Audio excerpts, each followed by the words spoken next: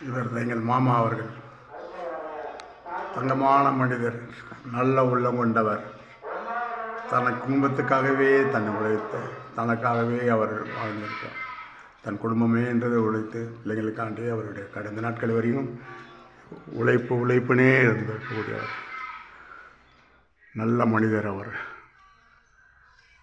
அவருடைய பையன்தான் என்னுடைய மச்சனன் ஸ்ரீகாந்த். அவன் நல்ல உள்ளம் உள்ளவன். இருவருமே நல்ல உள்ளம் கொண்டவர்கள். எங்கள் மாமான்றவர் அவர் தங்கமான மனிதர். அவர் யாருக்கும் எந்த மனிதன் தீங்கு நினைக்காதவர்.